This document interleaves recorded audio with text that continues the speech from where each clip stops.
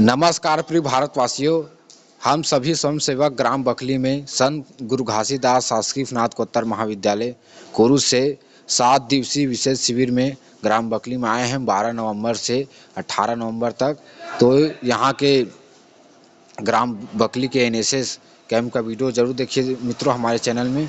बहुत बहुत धन्यवाद। जय हिंद, जय भारत, जय छत्तीसगढ़।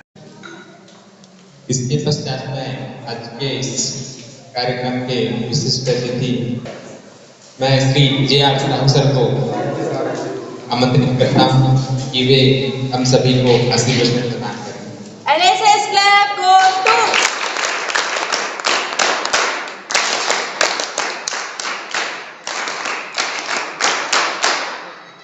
एनएसएस के प्रवक्ता और जिसके नाम से एनएसएस कार्य हमारे देश की यूनिवर्सिटियों में प्रचारित हुआ है, चालू हुआ है, उसके प्रणेता स्वामी विवेकानंद जी को स्मरण करते हुए उनको सादर नमन। क्योंकि विद्यार्थियों, आज शायद एनएसएस का आपका दूसरा दिन है और इसमें शिक्षा पर बात करने के लिए कहा गया है। आपके कार्यक्रम में शिक्षा पर अभी हमारे सर जो हैं चंद्रा सर ने बहुत बड़ी बात कही और पुरानी शिक्षा से लेकर के वर्तमान में प्रचलित शिक्षा है उनको आप लोगों के सामने रखा, उसका समन्वित योगदान कैसा होना चाहिए इस पर बोला। मैं क्योंकि अधिकृत तो नहीं हूँ, एक सपोर्टर सबॉर्डिनेट हमारे गुरु सर का सबॉर्डिनेट हूँ, उसके पीछे लटक गया। आप लोगों का साहित्य प्राप्त हुआ सुनता हूँ। ऐसे आपके एनएसएस प्रभारी मैं अच्छी तरह जानता हूँ और उनके समस्त लोगों को जानता हूँ, उनके ज्ञान को भी जानता हूँ और ज्ञान को जानना बहुत बड़ी चीज होती है। यही शिक्षा है, यही विद्या है। और विद्या के संबंध में आप लोग सब जानते हैं, विद्या नाम स्वरूपमधिकम प्रसन्न उत्तम धर्म, विद्या भोग करी ऐसा विद्या गुरु नाम गुरु। शिक्षा को हम दूसरे रूप में, विद्या को हम दूसरे रूप में शिक्षा कहते हैं। और वर्तमान शिक्षा क्या है? शिक्षा विद्या विनियम धर्मम तथा सुखम। विद्या से चरित्र का निर्माण होता है, विद्या से विनय मिलती है, विद्या से ही लोगों से परिचय होता है। विदेशेषु धनम विद्या व्यसनेषु धनम मति परलोके धनम धर्म शीलम सदा वही धर्म। एक चीज रह जाती है जिसको शीलता कहते हैं, जिसको हम नैतिकता कहते हैं, जिसको हम व्यवहारिकता में सदाचार कहते हैं, उसकी आज कमी है, बहुत ज्यादा कमी है। मैं देखता हूँ कि चरित्र निर्माण की बात होती है, वहाँ वर्तमान में देश का स्थितियाँ तो बड़ी भयानक है, उससे आपको पाना है, उससे आपको अच्छाई में ढालना है, उनको हमें बताना है। और वास्तविक शिक्षा जो होनी चाहिए हमारे देश में, उसका अभाव दिख रहा है। पहले लोगों की शिक्षा दी जाती थी, जैसे हमारे सर ने कहा कि अंग्रेज जब भारत आए तो उन लोगों ने यहाँ की शिक्षा पद्धति बदल दी, क्योंकि जिस क्षेत्र राज्य देश में राज करना है वहाँ की कल्चर को अपनाना पड़ता है, वहाँ की परिस्थितियाँ, वहाँ के रीति रिवाज, वहाँ के नीति को अपनाना पड़ता है, वहाँ की भाषा को अपनाना पड़ता है। तो उन्होंने पूरे भारत का भ्रमण किया। भारत के भ्रमण करने के पश्चात उन्होंने देखा कि भारतीय जो हैं बड़े प्रबुद्ध हैं, बड़े होशियार हैं, बड़े प्रज्ञान हैं, बड़े अच्छे हैं, बड़े नैतिकताधारी हैं, उनका सब अच्छा है और अच्छा इसमें रहेगा जो समझदार रहेंगे, उसमें गुण रहेगा, वो आपकी आजीविका सामान्य रूप से स्वीकार नहीं करेगा, वो आपसे दूर होना चाहेगा। तो हमें क्या करना चाहिए?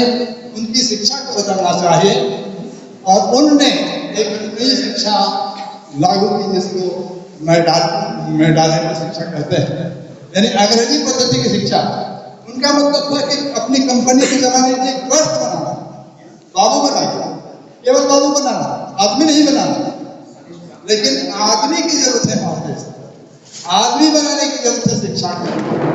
शिक्षा जो है इतना प्रगतिशील बने, आदमी बना दे, चित्रवान बना दे, नैतिकता बढ़ा दे, क्योंकि नैतिकता जो है मनुष्य के जीवन के लिए बहुत आवश्यक है, बहुत जरूरी है। वही मनुष्य सार्थक मनुष्य कहलाएगा, नीति नैतिकता की भावना हो, चरित्र निर्माण हो। आप लोगों ने सुना होगा कि धन गया तो कुछ नहीं गया, धन गया तो कुछ गया, और इज्जत गई तो सब कुछ चला गया। लोग जो है इज्जत की परवाह नहीं करते हैं, नैतिकता की परवाह नहीं करते हैं और बर्बाद होते जा रहे हैं। इसलिए हमारी शिक्षा नीति में हमारी गवर्नमेंट ने बहुत ध्यान दिया है और आधुनिक शिक्षा नीति में नैतिकता का प्रसार किया। इसलिए नैतिकता आवश्यक है, नीति पर चलना आवश्यक है, सदाचार का पालन करना आवश्यक है, और इस कार्य को करने के लिए आप लोग विवेकानंद जी बड़े अनुशासित व्यक्ति थे। उनको जब भारत से भेजा गया सर्वधर्म सम्मेलन में शिकागो, तो उनको लेट हो गए। उसके पहले उन्होंने कहा कि मैं भारत का प्रतिनिधि होकर जाना चाहता हूँ। कोई एक के पैसे से नहीं, लोगों के चलने से गया तो लेट हो गई। लेट हो जाने पर लोग चिल्लाने लगे कि इंडियन लोग कैसे होते हैं, समय पर पाबंद नहीं करते। तो उन्हें विल पावर कहते आत्मशक्ति, आत्मशक्ति के माध्यम से सब लोगों की घड़ी में उनका निश्चित समय बन गया। सब लोग घड़ी ताकने लगे। उन्होंने कहा कि अमेरिकनों को घड़ी देखना आता है। घड़ी देखा तो निश्चित उनका टाइम था, लेकिन विवेकानंद जी ने माफी मांगा, भाई मुझे लेट हो गई। उन्होंने जब अपना भाषण प्रारंभ किया तो सब लोग कहते थे मिसेस मिस्टर, लेकिन विवेकानंद जी ने कहा sister and brothers, sister and brothers, समस्त भाई बहन। यानी कितना बढ़िया प्यार झलका उनकी यात्रा में, यानी उनकी बात में, उनकी संबोधन में। तो आज संसार जो है सिस्टर एंड ब्रदर्स की आचार संहिता को माने, उसको स्वीकार करें, उस पर चले, तो हम काफी अच्छा रहेंगे। हमारा देश चलेगा, देश की तरक्की होगी, आदमी आदमी होगा। आप लोग NSS के माध्यम से जितने दूर से आए हैं, अपने माँ बाप को वोट कराए हैं, झारखंड में आए हैं और कितना बढ़िया काम कर रहे हैं, जन जागरण का काम कर रहे हैं, लोगों को शिक्षा दे रहे हैं, सफाई का कार्य कर रहे हैं, उद्बोधन में उनको अच्छा जीने की कला सिखा रहे हैं। बहुत बड़े स्तुत्य कार्य है और ये कार्य हमेशा होते रहना चाहिए, होते रहना चाहिए, ऐसा मेरा विचार है। जैसे सेवा शक्ति भक्ति परमारथ परहित जो हो वे बलिदान। सेवा, राष्ट्रीय सेवा योजना भी आपका है। सेवा शक्ति भक्ति परमारथ परहित जो हो वे बलिदान। आप लोगों का काम जो है भलाई के लिए हो रहा है, लोगों को एक शिक्षा दे रहे हैं, लोगों को एक सबक सिखा रहे हैं, सफाई का काम कर रहे हैं और साधन में काम कर रहे हैं, और बहुत सी अच्छी बातें आपके सर के माध्यम से जनता को बताने का काम कर रहे हैं। साथ ही आप भी अपनी आत्मा को मजबूत कर रहे हैं, उस कार्य में लगा रहे हैं, उसका अभ्यास कर रहे हैं, व्यस्त हो रहे हैं। ये बहुत प्रशंसनीय कार्य है। सेवा का सेवा शक्ति भक्ति परमारथ परहित जो हो वे बलिदान। दूसरे की भलाई के लिए आप साफ सफाई कर रहे हैं, दूसरे की भलाई के लिए आप काम कर रहे हैं, परहित जो हो वे बलिदान। थकित प्रथिक प्रसिद्ध उद्धार बन जाओगे भगवान।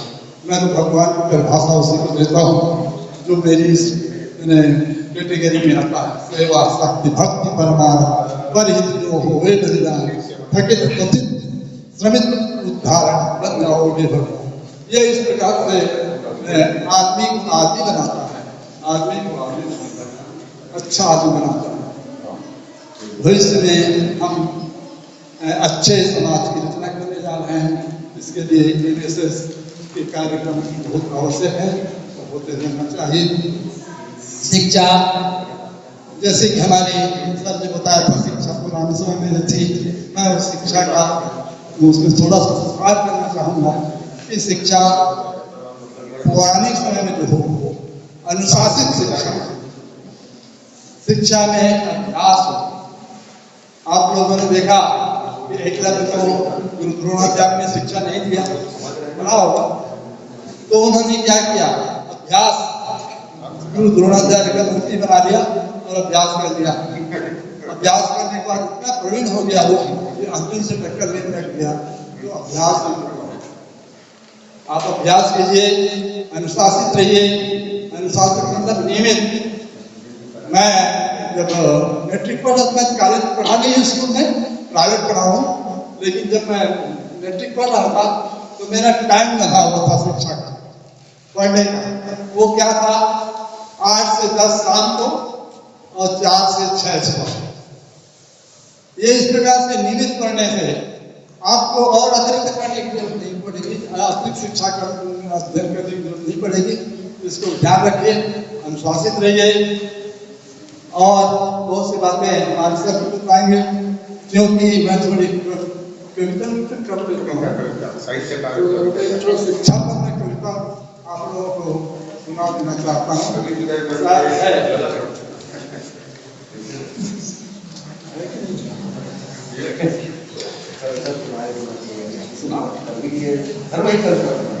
शिक्षा पर यह है, सब्जी बनाते देखकर तात्पर्य क्या करते के माध्यम से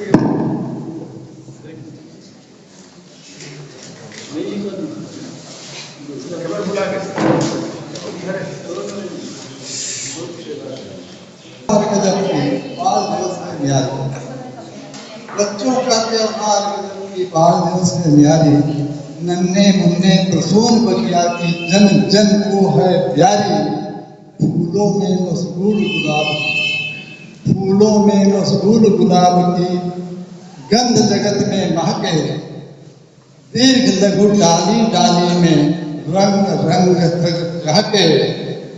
किल्लोले अंगना अंगना, किल्लोले अंगना अंगना, नवरव का कलर भावे।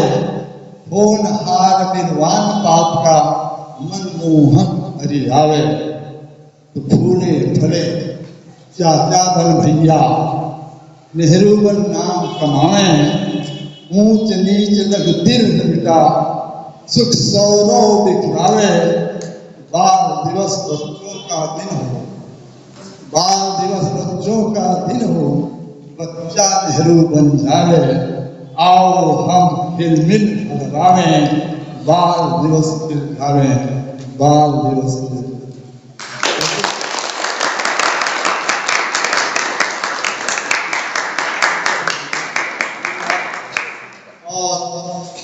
मैं NSS के विद्यार्थियों से विशेष अनुरोध करना चाहूँगा कि वे हमारे समाज को शुचिता प्रदान करने में सहयोग प्रदान करें।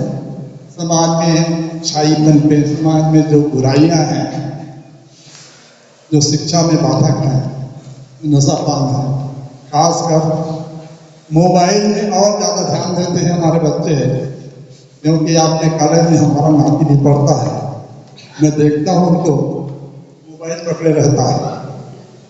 तो मोबाइल जो है जितना आवश्यक है उतना ही खतरनाक भी है। मिस यूज पर नुकसानदायक है और गुड यूज पर फायदेमंद है।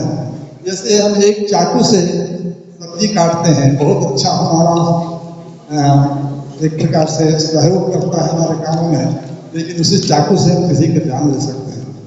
ये उसके उपयोग पर निर्भर है। तो आप अपने चरित्र में उपयोगिता ध्यान में रखें। मेरा निवेदन है कि मोबाइल का उपयोग अति आवश्यक काम पर ही करें और जहाँ हमको मोबाइल की ज़रूरत है वहीं का उसका उपयोग करें, मोबाइल का मिसयूज ना करें, ऐसा मेरा अनुरोध है। जो कि हम विवेकानंद जी के NSS कार्यक्रम में सम्मिलित हैं और हम अपने आसपास के बच्चों को भी, आसपास के अपने सहयोगों को भी चरित्र निर्माण में सहयोग करें, चरित्र निर्माण की प्रेरणा दें, ऐसा मेरा कहना है। धन्यवाद।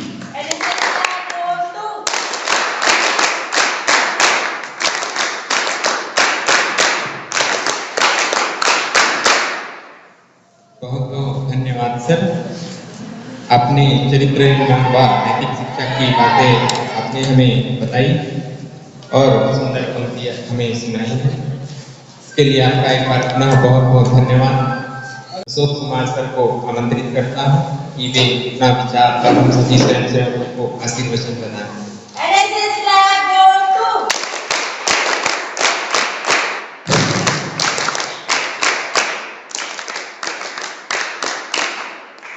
भारत माता की जय, स्वामी विवेकानंद जी की जय। आज के इस बौद्धिक परिचर्चा में पधारे हुए थे हमारे डॉक्टर चंद्र सर जी। आप सभी जानते होंगे चंद्रा सर डाइट से जुड़े हुए थे और डाइट में हजारों ट्रेनिंग्स के रूप में टीचर्स ट्रेनिंग होता है वहाँ, तो उन लोगों का हैबिट रहता है और हम लोगों का हैबिट क्या है, स्टूडेंट के पास एज ए प्रिंसिपल हम लोगों को खुद ने पढ़ाने का भी मौका नहीं मिलता और सोशल स्टेज पर भी हम लोगों को उतना आमंत्रित भी नहीं करते और संक्षिप्त उद्बोधन करते है ना। वैसे तो शिक्षक ज्ञान का भंडार माना जाता है, लेकिन अपना भी अलग तरीका रहता है। आप सब जानते हैं कि ये NSS राष्ट्रीय सेवा योजना जो है 1969 में सेंट्रल गवर्नमेंट के द्वारा युवा विभाग और खेल विभाग के द्वारा इस उद्देश्य से निर्माण किया गया था। आप सब अपने बुक्स में देखे होंगे कि और सब जानते भी होंगे, फिर भी मैं कहना चाहूंगा, बताना चाहूंगा कि इस उद्देश्य से कि हमारे जो कॉलेज के और हायर सेकेंडरी हाई स्कूल में जो हायर सेकेंडरी के होते हैं 11th-12th के बच्चे इसको पार्टिसिपेट करते हैं, इसके कैडेट होते हैं, कॉडर होते हैं, तो इनको क्यों रखा था, इस विषय पर आप लोगों को चर्चा करना चाहिए, सोचना चाहिए कि 11th-12th के बच्चे और first year second year third year के जो स्टूडेंट होते हैं कॉलेज में, उसको रखा गया, क्यों रखा गया, इस पर आप लोगों ने चिंतन किया, सोचा। तो मैंने अपने हिसाब से सोचा कि इन बच्चों को ही क्यों लिया गया। वैसे और बहुत सारी संस्थाएं हैं, स्वयंसेवी संस्थाएं, स्काउट है, आपके NCC है ना, उसमें तो एक अलग से उसके लिए भी आपको तैयारी करना पड़ता है, उसके लिए भी एग्जाम देना पड़ता है। स्काउट के लिए आपको प्रिपेयर होना पड़ता है, स्काउट के जो भी सोपान है, उसके जो स्टेज है, उसको तब कहीं जाकर आप शिविर में शामिल होते हैं। ऐसा नहीं कि आप लास्ट शिविर में चले गए और उसके बाद स्टेट वाले जो शिविर होता है उसमें चले जाए, ऐसा नहीं। उसके लिए भी आपको प्रारंभिक शिक्षा के लेकर स्काउट के क्षेत्र में, आपके NCC के क्षेत्र में भी ऐसा है। इसमें भी होता है आपके स्कूली स्तर पर भी शिविर लगता है, पर डे वाले को होता है, वीकेंड वाले में रहता है ना। तब कहीं जाकर के साल में हमको एक शिविर लगाना होता है अपने कॉलेजों की ओर से, अपने स्कूलों की ओर से। तो उद्देश्य इस बच्चों को इस एज ग्रुप को क्यों लिया गया है, खास करके टीनेजर जो ग्रुप होते हैं, इसको रखा गया। कारण यह है कि ये जो उम्र होता है बहुत सेंसिटिव होता है। इस उम्र को अगर सही ढंग से आप लोग समझ गए कि मुझे किस ओर, किस दिशा में जाना है, जैसे अभी हम लोग पढ़ रहे हैं, डॉक्टर इंजीनियर बनकर भी गलत विषय की ओर जा रहे हैं, कई प्रकार के नक्सलाइट बन रहे हैं या आतंकवाद बन रहे हैं। तो इस एज ग्रुप में आपको सोचने की आवश्यकता है, बहुत सेंसिटिव होता है। जिसको हम एक साधारण भाषा में कहें संधि काल कहते हैं। उम्र का एक संधि काल, और संधि काल जो होता है ना बहुत खतरनाक होता है। प्रत्येक दिन संधि काल होता है। सुबह के समय भी संधि काल होता है। संधि काल का मतलब दो समय का मिलन, दो समय, जैसे अभी शाम, रात दिन का ढलना और रात का प्रारंभ होना, शाम के समय को संधि काल कहते हैं। वैसे ही सुबह के समय को संधि काल कहते हैं। ठीक उम्र में भी वैसे एक संधि काल है, किशोरावस्था। बालावस्था से हम युवावस्था में जाते हैं, तो बीच का जो समय होता है उसको किशोरावस्था कहते हैं। और ये किशोरावस्था का जो समय होता है ना बहुत नाजुक होता है, बहुत सेंसिटिव होता है। इस उम्र में अगर बच्चे समझ जाए कि मुझे क्या करना है, मैं अपने लाइफ को कैसे जीऊं, या मैं अपने फ्यूचर कैसे बनाऊं, या अपने पेरेंट्स के साथ कैसे बिहेव करूं, इन सारे चीज को, या मेरे जो पेरेंट्स मुझ पर जो आशाएं रखते हैं इसको मैं कैसे इंप्रूव करूं या उसके सही ढंग से अपने आप को बढ़ाऊं, इन सारी चीजों को अगर सोचना है तो ये जो होता है यही समय होता है। एक समय जो हायर सेकेंडरी के जो बच्चे होते हैं इसलिए कॉलेज में चले जाते हैं, है ना। लेकिन अगर हमारी मनोस्थिति दशा को हमने सुधारा नहीं, तो उदाहरण बता रहा था, जितने भी घटनाएं होती है प्राय घटनाएं वो शाम के समय होता है। देखना क्यों? उस समय दिन का डूबना मतलब दिन अस्त होता है और रात का प्रारंभ होता है। हमारा जो उस समय दृश्य ऐसा होता है ना, तो ठीक से दिखता है, ठीक से दिख नहीं पाता प्रकाश की वजह से, प्रकाश भी नहीं रहता। इसलिए इस समय क्या होता है, एक्सीडेंट ज्यादा होता है।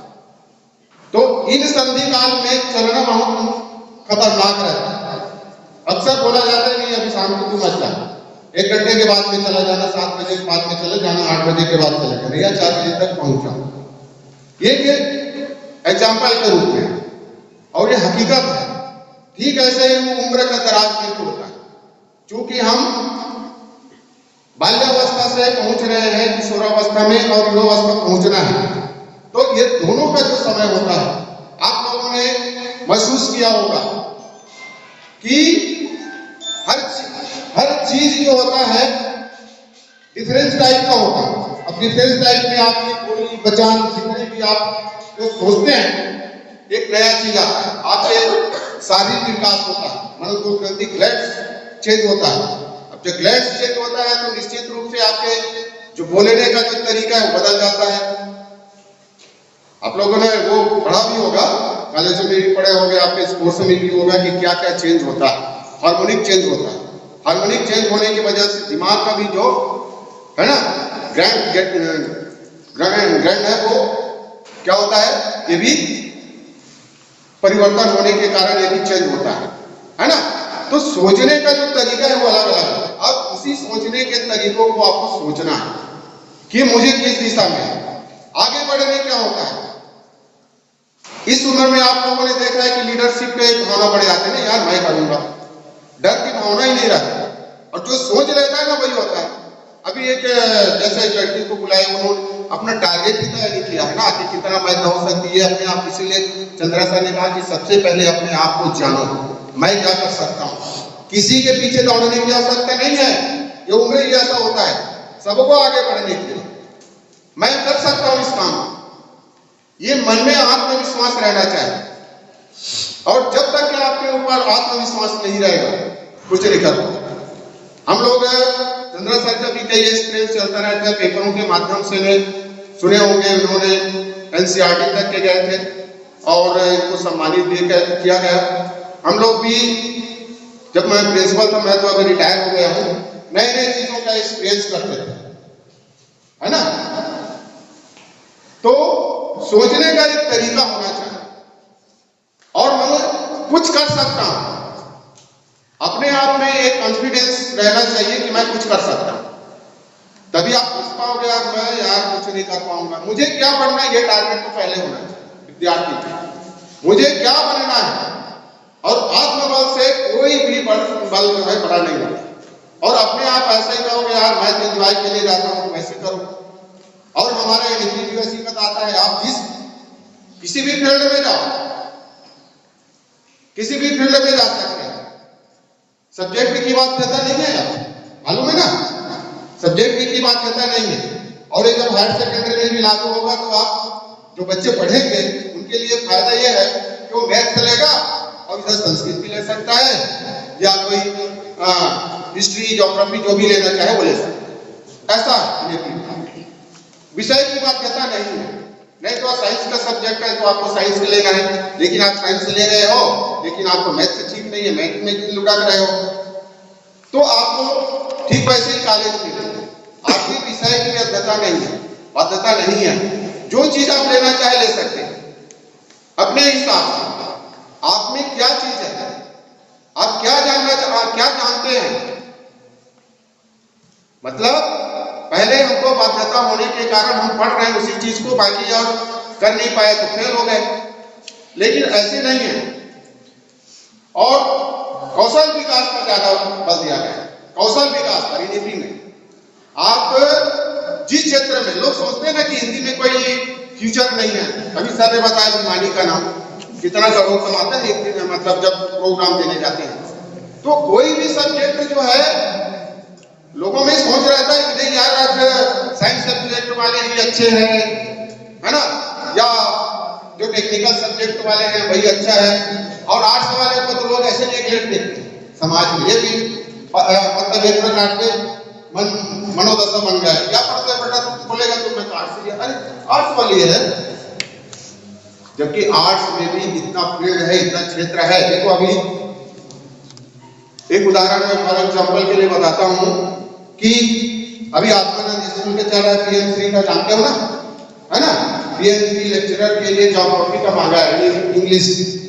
लेकिन सोशल साइंस में क्या होता है कि बहुत कम लोग इंग्लिश मीडियम के नहीं होते सोशल साइंस में, और वो पोस्ट विकेट जाता है। और जो उसने फॉर्म सबमिट किए निश्चित रूप से लग जाता है। तो ऐसा नहीं है कि कोई भी सब्जेक्ट का हम अपने रोजगार के लिए नहीं मिलेगा, ऐसा नहीं है। लोगों का वो सोच है। जब उसमें पाठ्यक्रम तैयार किया गया है तो सभी क्षेत्रों के लिए रोजगार मुहैया कराया गया है, ये है। लेकिन समाज में वही बात है ना, क्या सोचते हैं तो कॉमर्स वो लेना था, आपको साइंस सब्जेक्ट लेना था, या ये लेना था, क्या तो आर्ट्स पढ़ लिया है, ऐसी बात नहीं। तो कहने का अर्थ है कि आप अपने इच्छा अनुसार आपको जो सब्जेक्ट मिल रहा है उसकी तैयारी अच्छा करना चाहिए। चूंकि अपने हर माँ बाप चाहते हैं कि मेरा लड़का अच्छा पढ़े, और बहुत सारे आजकल सोशल मीडिया में देख रहे हैं कि मोबाइल से लेकर के और फालतू चीजों पर अपना टाइम वेस्ट करते हैं। टाइम पास मत बनाओ। इसीलिए इस संस्था को युवा वर्ग को जोड़ने के लिए ही, ताकि समाज में इसका महत्व ये है कि शिक्षा के माध्यम से सेवा, या सेवा के माध्यम से शिक्षा, इसका मोटो में है ना कि शिक्षा के माध्यम से सेवा, और सेवा के माध्यम से ही शिक्षा। हम समाज में आए हैं और हमारा मुख्य उद्देश्य है कि समाज में जितने भी जहां हमारा शिविर लगता है वहां जाकर हम क्यों प्रचार प्रसार करते हैं कि वो तो हम सब जानते ही हैं कि हमको क्या करना है, लेकिन हमारा मुख्य उद्देश्य है ना कि हम समाज के बीच में जाएं, साक्षरता से लेकर के विभिन्न प्रकार की स्वच्छता और पर्यावरण, शिक्षा है, और जो सामाजिक जो बुराइयां हैं उन सबको अपने नारों के माध्यम से या जुलूस के माध्यम से और विभिन्न माध्यमों से, सेवा भावना के माध्यम से हम यहाँ कार्य करते हैं ना। आप लोगों ने अभी शिविर में क्या क्या कार्य योजना में क्या बनाने का कुछ है, कैसे विजय क्या बनाने का, मैंने क्या करना चाहिए, परियोजना कार्य। ये परियोजना कार्य में बहुत सारी चीज है, कुछ नई चीज बनाने का रहता है, साफ सफाई है, वृक्षारोपण है। ये जन जागरूकता फैलाने के लिए है। हम विभिन्न माध्यमों से जैव पर्यावरण फैलाते हैं। कॉलेजों में बहुत सारे प्रोग्राम चलता रहता है, लेकिन एक शिविर के माध्यम से भी हम लोग एनएसएस के माध्यम से भी हम ये सारे काम करना है। मतलब ये है कि एक स्टूडेंट को सेवा के लिए भी तत्पर रहना चाहिए, सेवा के लिए तत्पर रहना चाहिए कि हम ये सब काम कर सकते हैं। क्योंकि कई ऐसे फैमिली होते हैं कि उनको, कई स्टूडेंट हैं कि उनको तो जरा से एक गिलास पानी के लिए जरूरत नहीं पड़ता, उठा के लाने के लिए जरूरत नहीं पड़ता। ऐसे फैमिली से भी आते हैं कॉलेज में, है ना। तो इस जो योजना में है तो निश्चित रूप से एक सेवा की भावना होता है। गुरुकुल पद्धतियों में जैसे होता था कि जहां जाकर के एक साथ राजा के लड़के हो या रंग के राजा और लड़के हो, सबको एक समान काम करना पड़ता था। ठीक शिविर में यहाँ भी है, चाहे आपका स्टेटस बहुत हाई लेवल का है और एक लो लेवल के, फिर भी यहाँ आकर हम शिविर में शिवरात्रि के रूप में एक साथ काम करते हैं। इसका मतलब है कि हमको फ्यूचर में हम समाज की सेवा भी शारीरिक रूप से कर सकते हैं, मानसिक रूप से कर सकते हैं, आर्थिक रूप से कर सकते हैं। रहा सवाल कर्तव्य निष्ठा का। कर्तव्य निष्ठा का मतलब यह है कि प्रत्येक आदमी, प्रत्येक मनुष्य को जो काम मिला है वो काम करो। देश की उन्नति अपने आप होगा, देश की उन्नति अपने आप होगा। लोग अपने कर्तव्य निष्ठा को भूल रहे हैं। मैं टीचर हूं, 5 मिनट मुझे मिला है, मैं मोबाइल लेके बैठा हूं। मैंने कहा यार पढ़ लेंगे बच्चे तो कैसे उत्पादकता बढ़ेगा। केवल हम उत्पादन करने को ही उत्पादकता नहीं कहते हैं। हर आदमी अपने कर्तव्य को सही ढंग से पालन करे। स्टूडेंट का काम है कि हमको पढ़ना है, मतलब पढ़ना है 4 घंटा 5 घंटे पढ़े।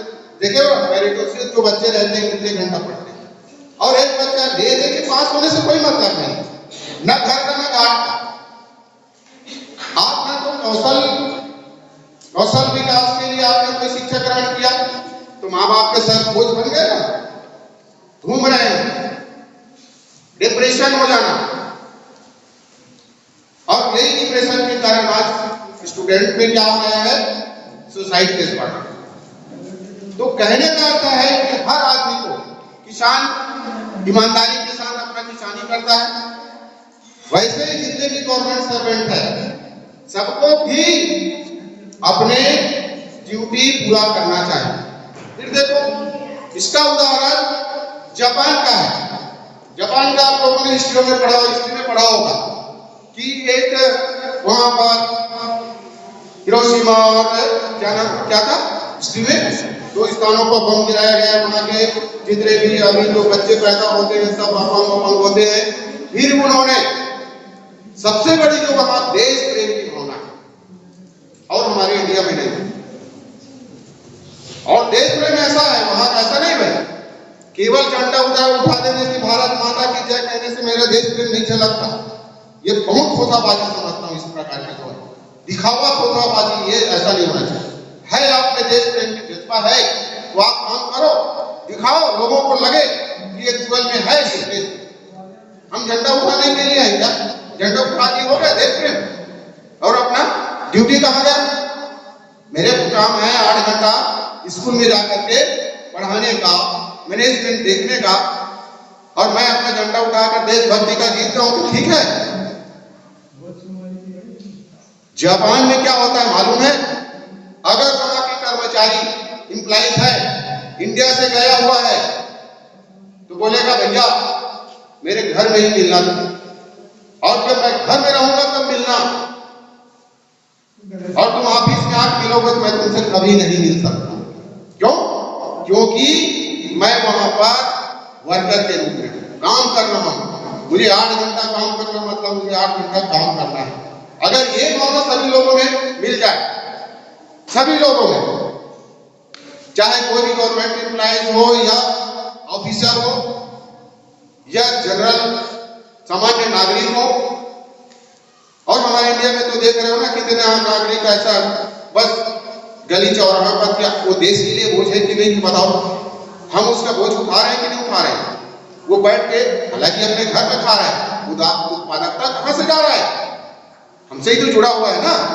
तो ये सारी चीजें, इसलिए मैं कहता हूं कि कर्तव्यनिष्ठ बनो, मैं आज भी 2 साल हो गया रिटायर हुए, लेकिन वहां जाता हूं मैं पढ़ाने और इसीलिए मुझे लेट हुआ। हर रोज जाता हूं, 2 पीरियड लेता हूं। पहले जबकि पढ़ाता नहीं था, लेकिन अब पढ़ाता हूं। पढ़ाऊंगा तब ठीक है ना भाई, वहां मैं ऑफिस काम के लिए थोड़ी बैठा हूं। जी प्रिंसिपल था तो ऑफिस काम था, लेकिन मैं अब जाऊंगा तो पढ़ाने के लिए जाऊंगा, है ना। 2 पीरियड लेता हूं 11 बजे से 1:30 बजे तक के, उसके बाद चला आता हूं। तो ये कोई बड़ी बताने वाली बात नहीं है, मेरा अपना ये है ना। मुझे अच्छा लगता है इसलिए मैं जाता हूं, मैं नहीं जाऊंगा तब क्या। तो कुछ ना कुछ उत्पादकता होना चाहिए सभी लोगों को। बहुत सारी बातें हमारे चंद्रा सर ने पूरे बहुत सारे एग्जाम्पल दिए, बहुत सारी चीज। तो अपने आप में लीडरशिप में भी होना चाहिए, एक लीडरशिप का गुण हर एक स्टूडेंट में होना चाहिए। मैं पीछे नहीं हूँ, ऐसा नहीं सोचना चाहिए। कॉन्फिडेंस लेवल होना चाहिए आपके ऊपर। मैं कुछ कर सकता हूँ, जीविकोत्पादक कर सकता हूँ, मैं कोई अफसर बन सकता हूँ, मैं किसान अच्छे से किसान बन सकता हूँ, अच्छे से सैनिक बन सकता हूँ। जो आपकी जो एम है उसको पूरा करने के लिए आपको डेडिकेट होना बहुत जरूरी है। जब तक कि आप आत्मसमर्पित नहीं रहेंगे, hard work plus dedicate plus success equal to success, तब होता है। और आप समझ रहे हो नहीं, आप होता विद्यार्थी को संस्कृत में है ना, विद्यार्थी को सुखार्थी नहीं हो सकता, सुख नहीं मिलता, और सुखार्थी को विद्या नहीं मिल सकती। ये प्राइमरी लेवल के या फिर हाई स्कूल हायर सेकेंडरी के या मिडिल क्लास में पढ़ा होगा, लेकिन कहीं ना कभी पढ़ा होगा। ये 2 चीज को बिल्कुल ध्यान रखना। जो विद्या चाहता है उसको सुख नहीं मिलता। भाई हम पढ़ रहे हैं तो हम लोग अभी थोड़े सोएंगे जी, हमको तो अभी 10 बजे 11 बजे तक के जागना है ना। भरी दोपहरी में देखते हो जब एग्जाम का टाइम रहता है ना, बाकी लोग अपने घर में कूलर और पंखा लगा के सोए रहते हैं, और स्टूडेंट उस समय रात दिन पसीना ले लेके पसीना पंखा ये कर करके पढ़ता रहता है। उसका मेहनत है। जब बात हो जाते हैं क्या हो जाते हैं, तब क्या बोलेंगे, अरे यार फलाना के लिखा था, ऐसी बात है। उसके मेहनत को नहीं देखते। तो विद्या को प्राप्त करने के लिए सुख की इच्छा नहीं रखना चाहिए, और सुख रखने वाले को विद्या नहीं मिल सकता। ये निश्चित है, वेदों में शास्त्रों में लिखा गया है। मैं अपने ढंग से कोई ये श्लोक नहीं है, और जो वेदों में जो लिखा गया है एकदम पक्का सही है, हर चीज है ना। तो बहुत सारी चीजें बताने का तो, और हमारे जितने भी साल में भी जो चीज डॉक्टर चंद्रा सर ने बताया, बहुत सारे उदाहरण दिए। क्योंकि वो लोग ट्रेनर के रूप में है, तुम लोगों का थोड़ा सा फ्रंटली रहता है, एक्सपीरियंस ज्यादा रहता है, और हम लोगों का क्या रहता है, हम लोगों का तो अपने सिलेबस तक ही पढ़ाई में करते हैं। बस जो पढ़ाना है एक टॉपिक पढ़ा के निकल गया। कॉलेज वालों का भी जैसे चलता है, लेकिन एग्जाम्पल के तौर पर वो लोग भी बहुत सारे मोरल एजुकेशन के रूप में देते हैं। आपके फ्यूचर के लिए जो बात जो होता है वो सारी चीज बताया जाता है। तो अपने मन में एक प्रकार के कॉन्फिडेंस होना चाहिए, और सबसे बड़ी बात तो आप लोगों में एक टारगेट होना चाहिए। मैं इसी बात को हमेशा अपने स्टूडेंट को कहता हूं कि हम जो पढ़ रहे हैं, मेरा पहला यह मकसद है कि हमारे माँ बाप कौन से परिस्थिति के हैं।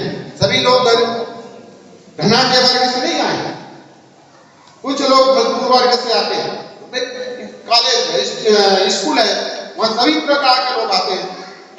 उच्च वर्ग के लोग भी आते हैं और लोअर क्लास के भी आते हैं, और सबका पोजीशन इकोनॉमिकल जो पोजीशन है ना, वो फाइनेंशियल पोजीशन है, एक जैसा नहीं होता है। तो हमारा उद्देश्य क्या है, हम अपने माता पिता की इच्छाओं के अनुसार रहना चाहते हैं। क्योंकि जो आशा ये चाहता है माँ बाप की इच्छा ये रहता है कि मैंने जो नहीं पढ़ लिख पाया, या मैंने समाज में कुछ नहीं कर पाया, आज मेरा लड़का करे, ये सबसे बड़ी इच्छा रहता है। और जब पढ़ लिख कर आप अच्छे से पोस्ट में चले जाओ, कोई जरूरी नहीं है कि आप अच्छा से नौकरी करो, ऐसा नहीं है। आज का जो है कौशल विकास भी है, आपको जो चीज आता है मिट्टी के बर्तन बनाने में, ऐसा नहीं है। अभी चंद्रा सर ने इस बात को कहा कि कोई भी छोटा काम, कोई भी काम छोटा नहीं होता, और हम लोग शर्माते हैं। आप लोग देखे हो, जौहरी वाले देखे हो, बड़े बड़े ज्वेलर्स की दुकान में जाते हैं, सबसे पहले दुकान खोलते हैं वो अपना झाड़ू लगाते हैं और गर्व के साथ लगाते, नहीं भैया ये मेरा दुकान उससे जुड़ा हुआ है, अपने फर्म से वो जुड़ा हुआ है, लगाव है उनको। अब मैं ऐसा नहीं यार तू नौकर है यार इसको पहले साफ कर, ऐसा नहीं।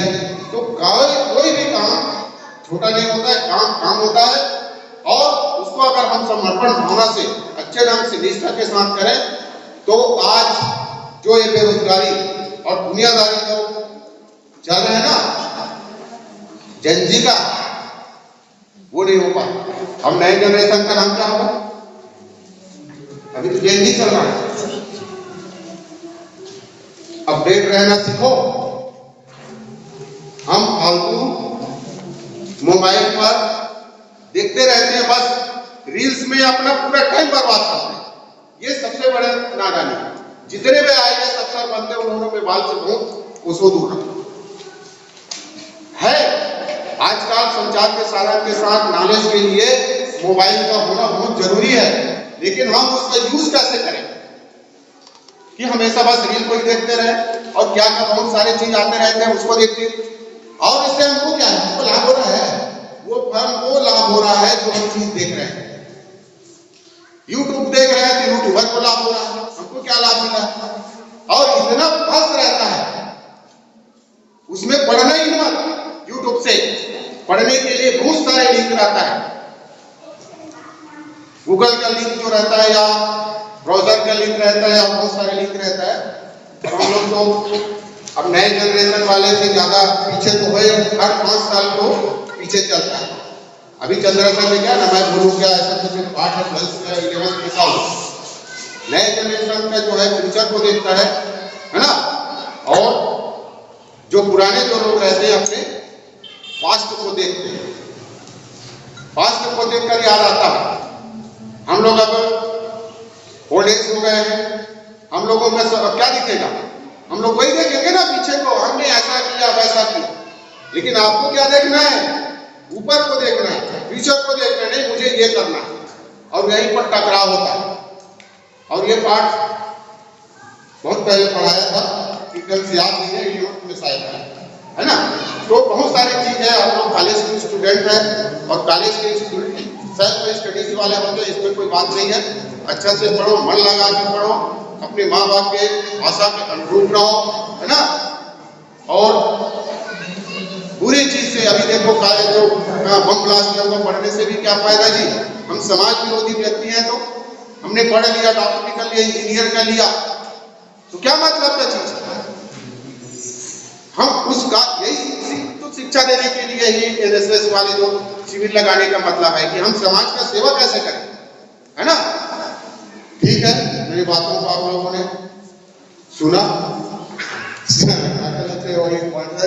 छेला करती क्या है ना, तेरे होंगे, है ना। ठीक है, धन्यवाद। और हमारे जय जी हमारे स्टूडेंट रहे, वो जानते हैं कि हम कैसे, जब मैं जाता था स्कूलों में, डिसिप्लिन के नाम से मुझे पूरे ब्लॉक और हमारे शिक्षा विभाग जिले के अधिकारी भी जानते हैं कि बहुत पंचुअल है और ये बहुत अनुशासन वाले व्यक्ति हैं। इनके पास चाहे कुछ भी हो, मैं कई जांच किया कई प्रकार की, लेकिन मैं किसी का भेदभाव नहीं करता। जो काम मुझे दिया गया है उस काम को बहुत तन्मयता के साथ, आत्मविश्वास के साथ, बड़े ईमानदारी के साथ करता हूं। मैं कुछ साल उनके पद पर भी रहा और प्रशासनिक पदों पर रहा, है ना। जिस समय भीमसेन थे, जानते हो भीमसेन, भीम कलेक्टर थे, जानते हो, सुने होंगे। जो भीम के गदा से बच गया वो कलेक्टर किसी कलेक्टर से डरने वाले नहीं, कोई अधिकारी, समझ आए। भीम के गदा से बच गया वो कोई भी अधिकारी कलेक्टर आ जाए ना, उससे कोई डर नहीं।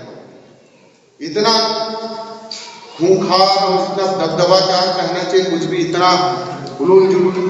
तो उस समय पीओ के पद पर रहा और मैंने अपने अच्छा निष्ठा के साथ उस पद का निर्वहन किया, है ना।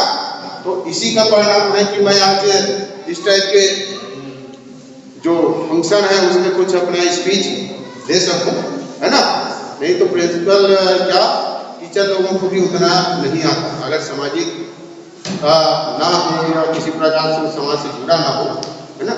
हमारे जयार सर जी हैं, एक साहित्यकार भी प्रिंसिपल के रूप में काम किए हैं करीबी छोटी से, और उससे रिटायरमेंट हुए हैं और अब हमारे आदरणीय अतिथि के रूप में है। और विजय सर तो जो है ना आपके, कि मेरा स्टूडेंट रहा है ना, वो सारी चीज़ जानता है। तो ठीक है, मेरे बात को आप लोगों ने सुना और मुझे यहाँ आमंत्रित किए। इसके लिए हमारे इस गुरु संत गुरु घासीदास शासकीय स्नातकोत्तर महाविद्यालय गुरु को बहुत बहुत धन्यवाद, जो मुझे यहाँ आमंत्रित किए और अपनी बातों को रखने का अवसर दिया। इसके लिए बहुत बहुत धन्यवाद।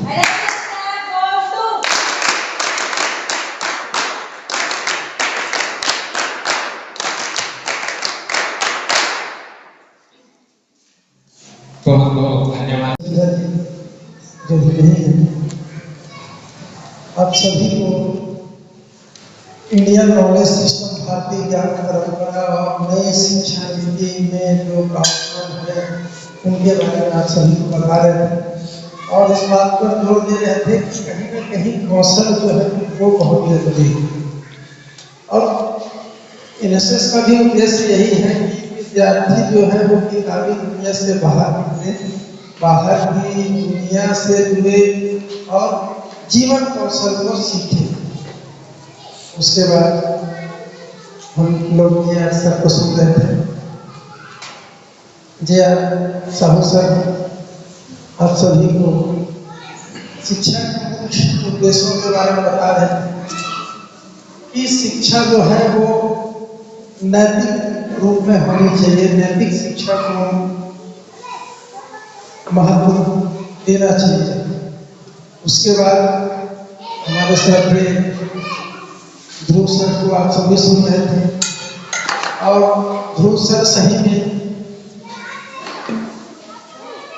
ईमानदारी और कर्तव्य की मिसाल है। जो व्यक्ति अपने कर्तव्यों का पूरी ईमानदारी के साथ निर्वहन करता है, कहीं ना कहीं देश सेवा कर रहा है। देश सेवा करने के लिए जरूरी नहीं कि सभी के सभी बॉर्डर पे चले जाए।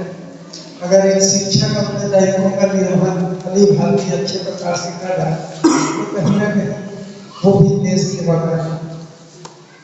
तो आज का जो पूरा दिवस है वो हमारा शिक्षा पर केंद्रित था और ऐसे व्यक्तित्व हम सभी के बीच उपस्थित थे और उपस्थित हैं जिन्होंने बड़ा योगदान शिक्षा को आगे ले जाने में, शिक्षार्थियों को सिखाने में दिया है। ऐसे व्यक्तियों के जीवन का अनुभव जो है वो जो अनुभव हम सभी के साथ साझा कर रहे हैं, जिनके शैक्षणिक काल के 30 वर्षों के अनुभव का लाभ हम कुछ समय में लेते हैं। हम सभी के लिए सौभाग्य की बात है कि किसी व्यक्ति के जीवन भर के अनुभवों का लाभ हमको अगर कुछ समय में मिले तो इससे बड़ी उपलब्धि और क्या।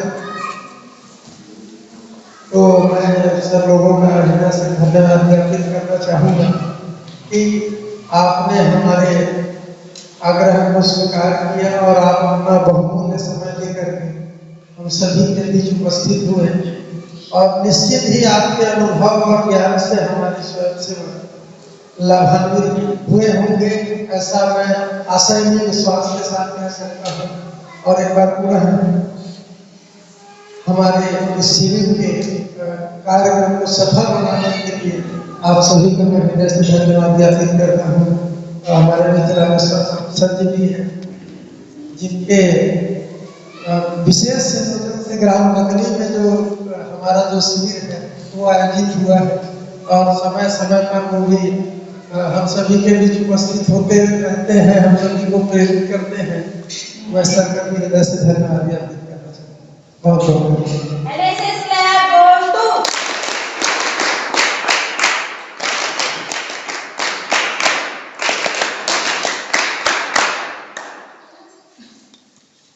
एक बार पुनः बहुत बहुत धन्यवाद।